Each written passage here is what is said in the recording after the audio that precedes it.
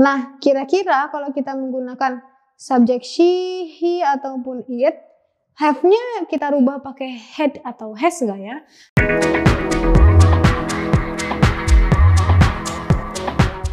Halo English learners, welcome back with me, Miss Tiara in English Grammar of course. Kemarin kita sudah bahas tentang tenses nomor 11. Sekarang kita lanjut ke tenses nomor 12.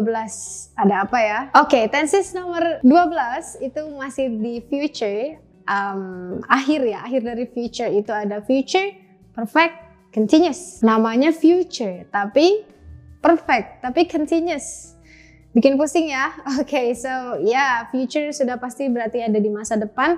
Perfect itu sudah berlangsung, sudah terjadi. Tapi continuous masih berlangsung. Kira-kira gimana? Sebenarnya definisinya sama aja ketika kita ketika kita mendengar kata perfect dan continuous, berarti kegiatan tersebut sudah dilakukan dan sekarang masih berlangsung. Jadi udah dari tadi nih, tapi sekarang kita masih melakukan kegiatan tersebut. Nah, to make it easier, biar lebih gampang, kita lihat di sini deh. Definisinya dulu. Event that will begin and continue in the future by the duration. Jadi kegiatan tersebut akan dimulai dan berlangsung di masa depan. Jadi ada durasi ketika dimulainya dulu.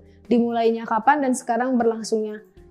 Sekarang masih berlangsung, tapi kita butuh durasinya kira-kira berapa lama. Jadi kita harus mention atau menyebutkan durasinya di sana. Biasanya untuk menyebutkan durasi kita pakai time signal for, yang artinya selama. Nah, ibaratnya gini, ada titik pas di sini, berarti ini di masa lalu, kita nggak membicarakan ini. Ada juga present yang artinya di masa sekarang, tapi kita juga nggak membicarakan ini. Jadi kita fokus ke future atau masa depan. Nah, di mana letak future perfect continuous? Ada di sini. Jadi dia sudah berlangsung, dia berlangsung di future, di titik tertentu, dan ada durasinya. Nah, ketika kita bilang future perfect continuous, ini masih berlangsung di sini, tapi dia mempunyai durasi dari titik pertama.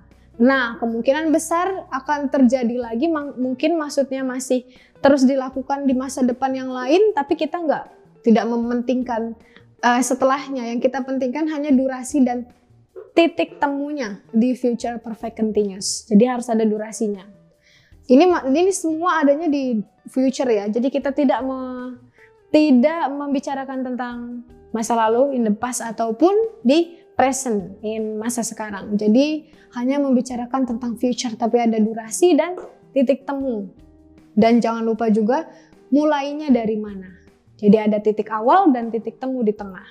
Jangan lupa durasi. That's a definition of future perfect continuous. Contohnya gini deh.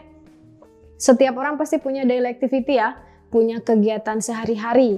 Misal kita bangun jam 4 pagi misalnya. We wake up at 4, terus habis itu kita mandi. Dari mandi ke makan pagi, sarapan, itu misalnya durasinya 10 menit misalnya. Jadi kita bisa bilang, I will have been taking a bath for 10 minutes tomorrow. Jadi besok saya sudah lagi mandi nih sekarang. Besok saya lagi mandi. Kira-kira sekitar udah 10 menitan lah dari tadi mulainya misal jam 5 nih.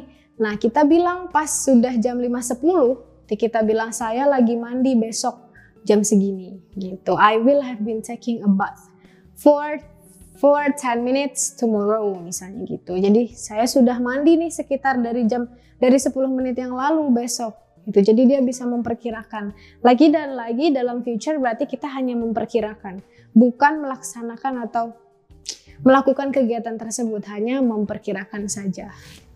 Jangan lupa ada time signalnya di sini menggunakan for. Nah, talking about verbal sentence, kalimat yang ada kata kerjanya, di future perfect continuous itu kita gunakan 3 kata kerja bantu. Yang pertama ada will, ada have, sama been. Ya, will, have, dan been sebagai kata kerja bantu di verbal sentence. Dan setelah itu kita harus menggunakan verb ing atau kata kerja bentuk ing. Study berarti jadi studying, drink menjadi drinking, take menjadi taking, dan lain-lain. Harus kita tambahkan ing. Will, have, dan been ini bentuknya wajib ya dalam verbal sentence. Jadi nggak bisa diubah, mau itu jadi have, been, being mungkin nggak bisa. Tetap harus have dan been, will, have, dan been. Contohnya di sini kita gunakan kata you sebagai subjek. You will have been studying. Berarti besok kamu sudah belajar. Besok ya, kamu sudah belajar. For, misal selama 20 menit. Jadi itu kegiatannya hanya kita prediksikan saja, bukan kita laksanakan sekarang ya. You will have been studying. Kamu sudah belajar. Tapi besok, memprediksi aja nih. Nah, kalau kalimat negatifnya, kita tambahkan not of course. Yang artinya belum berarti.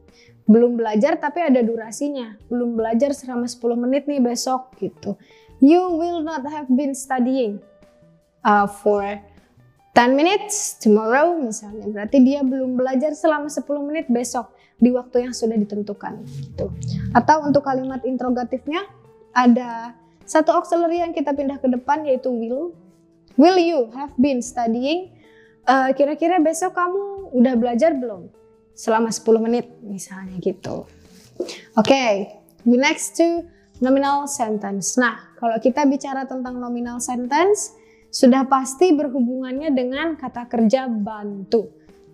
Ada 4 kata kerja bantu di sini. Ada will, have, been, sama being. 4 auxiliaries. Will, have, been, being. Baru setelah itu kita taruh ana, adjective, noun, atau adverb. Di sini saya kasih contoh student, berarti masuknya ke noun ya. Contoh, she. She will have been being student. Dia sudah menjadi apa? Dia sudah menjadi pelajar. Selama setengah hari besok. Jadi dia udah jadi pelajar nih besok selama setengah hari. Tapi kita hanya memprediksikan. Karena kejadiannya belum terjadi ya, terjadinya besok, in the future.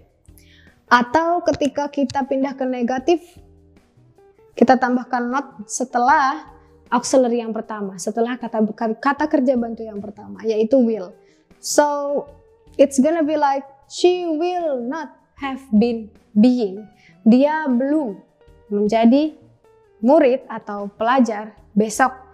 Pada jam atau durasinya berapa gitu, 4 2 hours misal tomorrow. Jadi notnya kita letakkan setelah will. Tapi untuk interrogative atau kalimat tanya, auxiliary yang pertama kita pindah ke depan sebelum subjek. Will she have been being student? Apakah dia sudah menjadi pelajar? Kapan? Besok. Karena in the future, jadi kita hanya memprediksikan tadi gitu. Nah, kira-kira kalau kita menggunakan subjek she, he, ataupun it, have-nya kita rubah pakai had atau has nggak ya? Nggak usah dirubah. Jadi tetap menggunakan have walaupun subjeknya she, he, dan it. Itu juga berlaku dalam kalimat verbal. Verbal sentence pun ketika subjeknya she, he, it, we don't need to change it. Jadi kita nggak perlu diubah, nggak perlu mengubah auxiliary have-nya menjadi has ataupun had, no. Tetap menggunakan have gitu semua. Oke, so the conclusion is, kesimpulannya ketika kita menggunakan future perfect continuous, kita harus tahu dulu nih auxiliary apa yang kita gunakan dalam verbal sentence dan nominal sentence karena udah pasti beda ya. Ketika kita gunakan verbal sentence, maka ada 3 auxiliary di sana yaitu will, have, dan been. Nah, ada kata kerjanya di sana pasti. Sudah pasti kata kerjanya menggunakan verb ing, kata kerja yang diingkan. Misalnya contoh study tadi menjadi studying, atau contoh lain misal teach menjadi teaching, atau mungkin take menjadi taking, ya semua diingkan dalam verbal sentence di future perfect continuous. Nah, kalau nominal beda lagi, justru di sana makin banyak ya kata kerja bantunya. Ada 4, will, have, been, sama being. Ada 4, tapi tidak ada kata kerja asli of course di sana. Hanya ada adjective, noun, dan adverb. Jangan lupa juga ketika kita gunakan future perfect continuous, maka kita harus gunakan time signal atau keterangan waktu yaitu for yang artinya selama. Get it? Nah, gimana? Sudah paham? Oke, coba deh kalau udah sedikit paham kita kasih kuis ya, like usual seperti biasanya. So please translate into English, terjemahkan ke dalam bahasa Inggris. Apakah kamu sudah menjadi direktur selama 2 tahun? Tahun depan, how to say in English? Tulis di kolom komentar ya. Thanks for watching, semoga video ini bermanfaat, and see ya, tata! Kampung Inggris WE